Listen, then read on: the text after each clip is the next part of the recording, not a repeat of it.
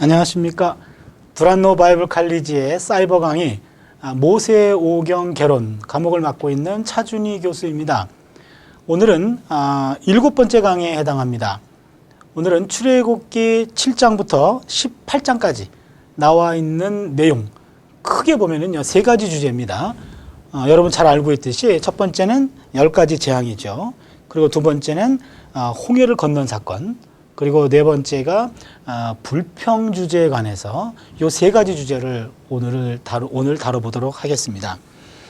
먼저 7장부터 우리가 잘 알고 있는 그 재앙이 나옵니다.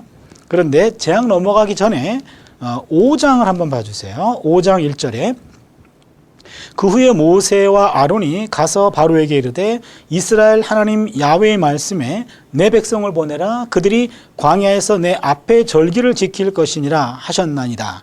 바로가 가로되 야훼가 누구간데 내가 그 말을 듣고 이스라엘을 보내겠느냐. 나는 야훼를 알지 못하니 이스라엘도 보내지 아니하니라. 우린 여기서 중요한 몇 가지 대목을 좀 봐야 됩니다. 첫 번째는요, 지금 출애굽의 목적은 단순한 해방이 아닙니다.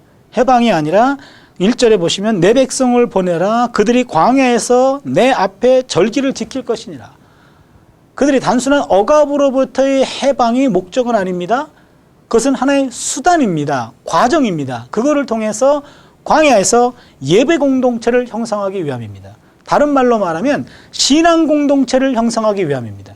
출애굽의 목적은 하나님과의 관계 형성이지 단순한 정치적인 억압으로부터의 해방은 아니라는 겁니다.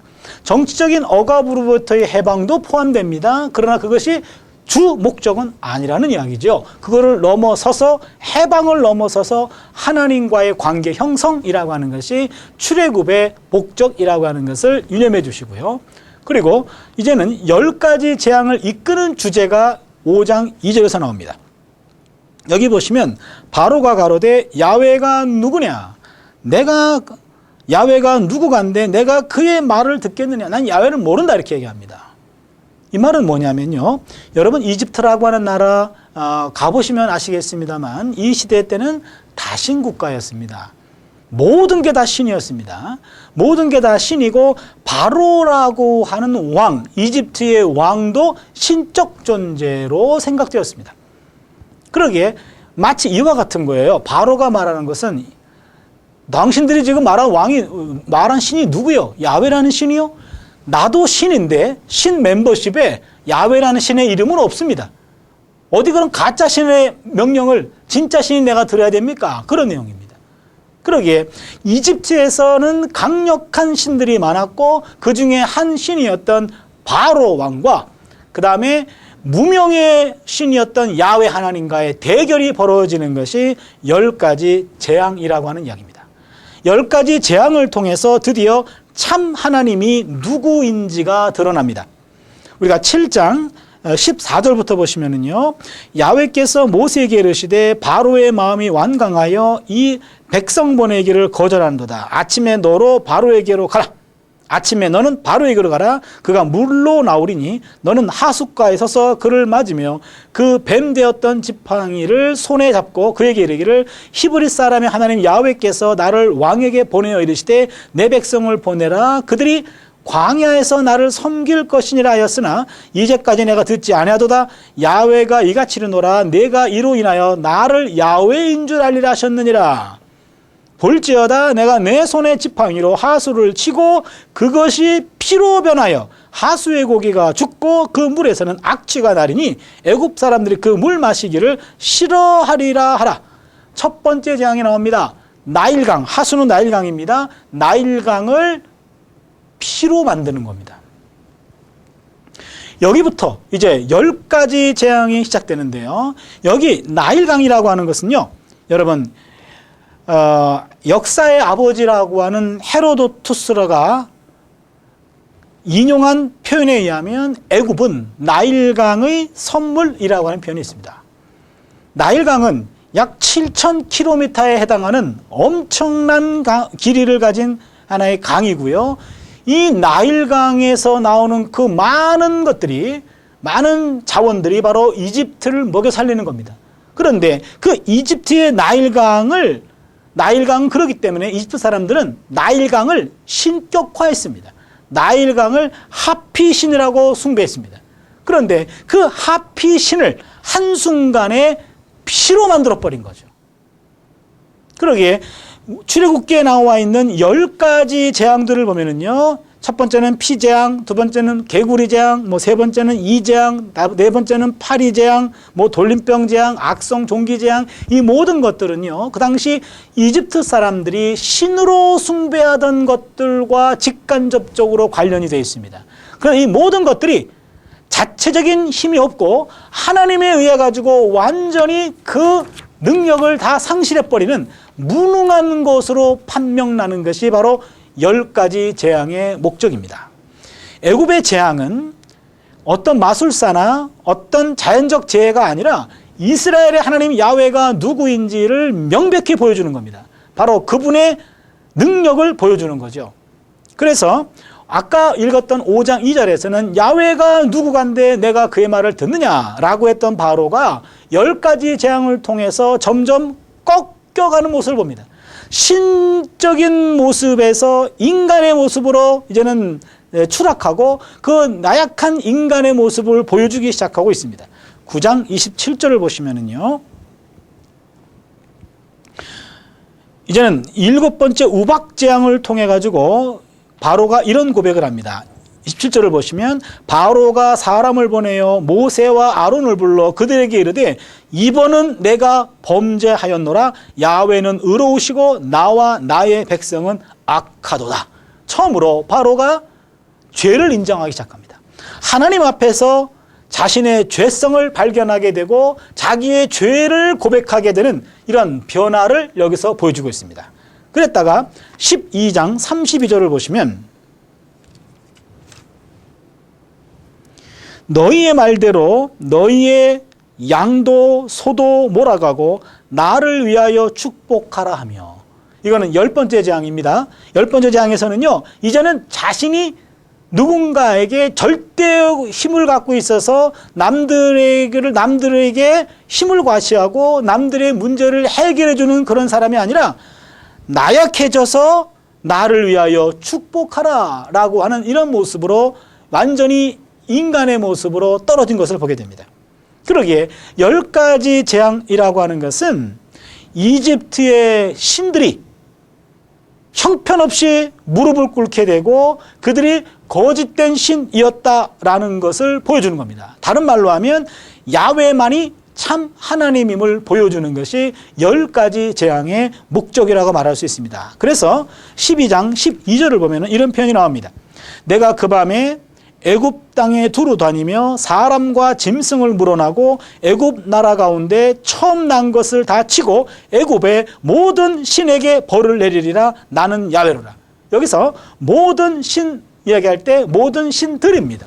그러니까 이집트에 있는 모든 신들이 야훼 하나님의 심판의 타켓이 됩니다. 그렇다면 이 10가지 재앙의 의도는 분명합니다. 10가지 재앙을 통해서 그 많은 신들이 있는 그곳에서 바로 야훼 하나님이 진정한 하나님이시라고 하는 것을 보여주는 것, 이것이 바로 10가지 재앙의 의도라고 말할 수 있습니다. 이제 두 번째 주제로 넘어갈 텐데요. 두 번째 주제는요, 이제 이들이 손을 들죠. 손을 들고 너희들이 이제는 가도록 하라 라고 얘기합니다. 그렇지만 또 바로의 마음이 뒤바뀌어서 그들의 그 출애굽의 진군을 또 쫓아가게 됩니다. 그래서 그들은 이제는 홍해라고 하는 바다에 이르게 되었고, 그 바다 앞에서 그들은 어찌할 바를 몰라 할 때 하나님의 역사적인 개입으로 기적을 일으키셔서 바다가 갈려지는 사건을 경험하게 되죠. 기적입니다. 그 기적을 통해서 그들이 이제는 이집트를 떠나가는 그런 사건이 벌어집니다. 그때 이와 같이 우리가 하나 봐야 될 것이 있는데요. 과연 그 출애굽의 여정들에 관한 겁니다. 과연 출애굽은 어느 곳을 향해 가고 있는지 그 출애굽의 경로를 좀 우리가 보도록 하겠습니다. 오늘 본문의 13장 17절을 보시면 바로가 백성을 보낸 후에 블레셋 사람의 땅의 길은 가까울지라도 하나님이 그들을 그 길로 인도하지 아니하셨으니 이는 하나님이 말씀하시기를 이 백성이 전쟁을 보면 뉘우쳐 애굽으로 돌아갈까 하셨음이라. 여기 보시면요, 지금 바로가 백성을 보낸 후에 블레셋 사람의 땅의 길, 이 대목이 나오는데 오늘날에도 이집트 땅에서 그 다음에는 이스라엘까지 건너갈 때요, 이때 지중해 해안 지역으로 가는 길이 있습니다. 이 지름길입니다. 이 지름길이 블레셋으로 가는 길입니다. 이게 블레셋 사람의 땅의 길이죠. 이 길이 첩경입니다. 지름길입니다. 그런데 그 지역은 이쪽 블레셋, 가나안과 이집트의 변방 이렇게 경계선이었기 때문에 거기에는 국경수비대가 있습니다. 그러기에 그리로 갔다가는 정예 수비대와 맞닥뜨리기 때문에 하나님께서 그들을 방향을 돌이키신 거예요. 돌이켜가지고 어느 쪽 길로 방향을 틀었냐면 18절을 보시면 그러므로 하나님이 홍해 광야 길로 돌려 백성을 인도하심에 이스라엘 자손이 애굽 땅에서 항우를 지어 나올 때에 여기 보시면 홍해로 인도하셨습니다. 그런데 이 홍해라고 하는 이 단어가 히브리 말로 보면 이게 얌숲입니다. 얌숲. 이 말은 얌이란 말은 바다란 뜻이고 숲이란 말은 갈대란 말이에요. 그러기에 갈대바다입니다. 갈대바다이기 때문에 이 갈대바다가 오늘의 어디인지를 명확히 알지 못합니다. 그러기에 성경에 나와 있는 이 지명들을 한번 따라가 보겠습니다. 그래서 20절을 보시면은요, 그들이 숫곳에서 발행하여 광야 끝 에담의 장막을 치니 야훼께서 그들 앞에 행하사 낮에는 구름 기둥으로 그들의 길을 인도하시고 밤에는 불 기둥으로 그들에게 비치사 주야로 진행하게 하시니 여기 보시면 숫곳이 나옵니다. 그 다음에 에담이 나오죠. 숫곳이라고 하는 지역은 오늘날 어느 지역인지 알 수 있습니다. 숫곳은요. 그런데 문제는 에담부터입니다. 에담은 미확인 지역입니다. 모릅니다. 그리고 14장 1절 봐주시면 야훼께서 모세에게 일러 가라사대 이스라엘 자손을 명하여 돌쳐서 바다와 믹돌 사이에 비하히롯 앞 곧 바알스본 맞은편 바닷가에 장막을 치게 하라. 여기 보시면은요, 지금 믹돌도 정확하게 어느 곳인지 알지 못합니다. 그리고 비하히롯하고 바알스본이라고 하는 이 지역은요, 이 지역은 한두 지역이 아닙니다. 여러 군데입니다. 그렇기 때문에 여기 있는 이 지명을 따라가서 오늘의 지명과 매치시킨다는 것이 불가능하다는 겁니다. 아마도 이 시대와 오늘날 시대 사이에 수에즈 운하라고 하는 엄청난 지형의 변화를 일으킨 일이 있었거든요. 그것 때문에 지형의 변화가 왔기 때문에 정확한 장소는 알 수가 없습니다. 그러기에 보통 학자들은 출애굽 루트에 대해서 북방 경로서를 이야기하고요. 두 번째는 남방 경로서를 얘기하고 세 번째는 중앙 경로서를 얘기합니다. 북방 경로서는 지중해 해안 어느 한 지역에서 지중해를 건넌 곳으로 보는 겁니다. 남방 경로서는 현재의 홍해를 건넌 겁니다. 그리고 세 번째로 중앙 경로서는 지중해와 홍해 중간에 엄청나게 큰 호수, 예를 들면 비터 호수를 지난 것으로 보는 거죠. 아무튼 중요한 것은 출애굽의 정확한 경로는 알 수가 없습니다. 그런데 출애굽 경로를 알 수 없다고 해서 우리가 출애굽기를 이해하는 데 전혀 방해받지 않습니다. 여러분, 출애굽기의 핵심은 지리학이 아니라 신학입니다. 그러기에 어떤 장소를 통해 갔느냐 보다도 하나님께서 이스라엘 백성들을 구원하셨다라고 하는 사실이 출애굽기에서 더 중요한 메시지입니다. 예, 그 다음 주제는 이제는 출애굽기 15장을 보시면은요, 15장 21절입니다. 출애굽을 하고 난 다음에 미리암이 부른 노래가 나옵니다. 거기 보시면 20절에 아론의 누이 선지자 미리암이 손에 소고를 잡으매 모든 여인도 그를 따라 나오며 소고를 잡고 춤추니 미리암이 그들에게 화답하여 가로되 너희는 야훼를 찬송하라. 그는 높고 영화로우시며 말과 그 탄자를 바다에 던지셨음이로다 하였더라. 아멘. 여기서 여러분, 여기 21절에 나와 있는 이 미리암의 노래, 너희는 야훼를 찬양하라, 야훼를 찬송하라, 그는 높고 영화로우시며 말과 그 탄자를 바다에 던지셨음이로다. 요 말이 지금 구약 성경에서 가장 오래된 증언으로 보입니다.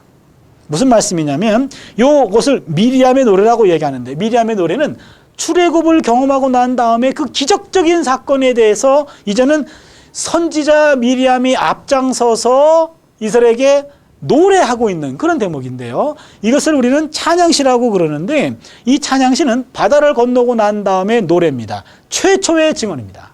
이 증언을 보시면 우리는 두 가지를 알 수 있습니다. 첫 번째는요, 하나님의 역사 개입입니다. 하나님께서 인간의 역사에 개입하신다는 거예요. 오늘날 신앙인들에게서 이건 너무나 당연한 이야기인데, 그러나 이 시대에 하나님을 국민이 공동체적으로 전체가 함께 하나님을 경험한 겁니다. 하나님이 당신의 백성들이 보는 가운데 역사에 개입하셔서 그들이 홍해 바다를 가르면서, 갈대 바다를 가르면서까지 당신의 백성을 구원하셨다는 거예요. 그렇다면 하나님께서 인간의 역사에 구체적으로 개입하신다라는 것을 보여주는 결정적인 사건입니다. 두 번째는요, 하나님께서 인간의 역사에 개입하셔서 하신 일은 고난에서 해방시키는 겁니다. 억압받는 곳에서 해방시켜 주신 하나님. 그러니까 인간의 모든 억압의 현장에는 하나님이 함께 하시고, 하나님 역사에 개입하시고, 그 하나님이 그 모든 억압으로부터 우리를 구원하신다는 거예요. 그러면은 이스라엘 백성들의 최초로 하나님 경험은 바로 구원의 하나님이었습니다. 이스라엘 백성들이 하나님을 처음으로 만나서 그들이 경험했던 하나님은 억압받는 현장에 하나님은 개입하시고 그 억압의 현장으로부터 우리를 구원하신다라고 하는 그 사실, 이거를 이스라엘 백성들이 처음으로 경험하게 되었고, 이것을 통해서 이제는 이스라엘 백성은 하나님의 백성이라고 하는 사실을 그들은 경험하게 됩니다. 오늘 강의의 마지막 주제가 되겠네요. 이스라엘 백성들의 불평에 관한 이야기입니다. 15장 22절을 보시면은요, 모세가 홍해에서 이스라엘을 인도하며 그들이 나와서 수르 광야로 돌아가서 거기서 사흘길을 행하였으나 물을 얻지 못하고 마라에 이르렀더니 그곳 물이 써서 마시지 못하겠으므로 그 이름을 마라라 하였더라. 백성이 모세를 대하여 원망하여 가로되 우리가 무엇을 마실까 하매 모세가 야훼께 부르짖었더니 야훼께서 그에게 한 나무를 지시하시니 그가 물에 던짐에 물이 달아졌더라. 거기서 야훼께서 그들을 위하여 법도와 율례를 정하시고 그들을 시험하실새에 가라사대 너희가 너의 하나님 나 야훼의 말을 청종하고 나의 보기에 의를 행하며 내 계명에 귀를 기울이며 내 모든 규례를 지키면 내가 애굽 사람에게 내린 모든 질병에 하나도 너희에게 내리지 아니하리라. 나는 너희를 치료하는 야훼임이니라. 예, 여기 보세요. 여기 보시면 이스라엘 백성들이 홍해를 건너고 나자마자 수르광야에 들어가게 되었고요. 수르광야에 가서 그들이 마실 물이 없어가지고 그들이 지금 마라의 쓴물을 보고 하나님께 모세에게 원망하면서 불평하는 내용입니다. 여기서 원망이라는 용어가 나옵니다. 여기부터 이스라엘 백성들의 끊임없는 원망과 불평이 시작됩니다. 그래서 여러분들 출애굽기와 민수기에 나타난 원망 주제에 관한 연구도 있습니다. 이게 출애굽을 한 공동체가 기적을 경험한 지 며칠 되지 않았는데 그들은 이제는 생활이 불편할 때마다 하나님과 모세에게 불평하고 원망하는 일들이 반복되고 있습니다. 그러기에 이 이스라엘 백성들의 끊임없는 불평에 대해서 이것을 우리가 어떻게 이해할 것인가, 이걸 우리가 오늘 공부하려고 하는 겁니다. 여기서 우리는요, 불평 주제가 두 가지 패턴으로 나눠져 있는 것을 알아야 됩니다. 첫 번째 패턴은요, 출애굽기에 주로 나와 있고 두 번째 패턴은 민수기에 주로 나와 있습니다. 근데 출애굽기에 나와 있는 패턴을 보면은요, 백성들이 원망하잖아요. 그럼 모세가 중보기도합니다. 그리고 하나님께서 기적적으로 그 문제를 해결시켜 주십니다. 그런데 주로 민수기에만 나오는 게 있습니다. 두 번째 패턴의 불평입니다. 이 불평은요, 여러분 민수기를 잠깐 보시면 민수기 11장을 한번 봐주세요. 11장 1절로 3절을 보시면 백성이 야훼의 들으시기에 악한 말로 원망하며 야훼께서 들으시고 진노하사 야훼의 불로 그들 중에 불어서 진 끝을 사르게 하시며 백성이 모세에게 부르짖음으로 모세가 야훼께 기도하니 불이 꺼졌더라. 그곳 이름을 다베라라 칭하였으니 이는 야훼의 불이 그들 중에 붙은 연고였더라. 여기 보세요. 백성들이 악한 말로 원망했습니다. 하나님이 직접 진노하셨어요. 그리고 나서 백성들이 모세에게 도움을 중보기도를 요청했고 모세가 중보기도하자 불이 끄쳐졌습니다. 그러면은 아까하고 달라요. 아까는 불평했죠. 모세가 즉각적으로 중보기도했죠. 하나님이 기적적으로 개입해 줬습니다. 이번에는 원망했죠. 하나님이 직접 심판하십니다.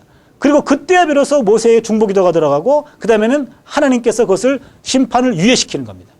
그렇게 되면 첫 번째 패턴은 하나님께서 들어주시는 불평이었고 두 번째 패턴은 하나님께서 심판하시는 불평이었습니다. 그러면은 출애굽기에 있는 불평은 하나님이 들어주셨고 민수기에 있는 불평은 하나님이 듣지 않으셨습니다. 이거에 대해서는요, 두 가지 설명이 가능합니다. 첫 번째는요, 지금 출애굽기에 나와 있는 15장의 불평은 3일 동안 물을 마시지 못했습니다. 광야에서 3일 동안 물이 없다라는 말은 거의 죽음과도 같습니다. 그리고 이것은 생존과 직결된 문제입니다. 생존과 직결된 문제로 나온 원망은 하나님이 응답해 주셨습니다. 그런데 민수기 우리가 아까 읽었던 11장에 나오는 불평은 이것은 생존과 직결된 것이 아니라 욕심과 불신에서 나온 원망이었습니다. 욕심과 불신에서 나온 원망에 대해서는 하나님께서 심판하셨다라는 말입니다.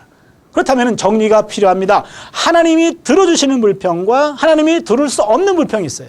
들어주는 불평은 생존과 직결된 것은 자비로우신 하나님이 응답하십니다. 그러나 원망, 우리가 여기서 욕심과 불신에서 나온 것은 하나님의 심판을 불러올 수가 있습니다. 또 한 가지 해석은요, 지금 출애굽기에 나와 있는 불평은 하나님과의 언약을 맺기 이전입니다. 민수기 불평은 언약을 맺고 난 다음입니다. 하나님은 언약 체결과 동시에 출애굽기 24장에 있는 언약 체결과 동시에 하나님은 당신의 백성들과의 관계가 바뀌었다는 겁니다. 하나님을 알기 전의 불평과 알고 난 다음의 불평은 하나님께서 다루시는 방법이 달랐다라고 하는 이야기입니다. 아무튼 이스라엘 사람들의 불평에 대해서 생존과 관계된 불평 그리고 욕심에서 나온 불평을 잘 구분할 줄 아는 지혜가 오늘 우리에게 필요합니다. 오늘은 여기까지 강의하도록 하겠습니다. 여러분 감사합니다.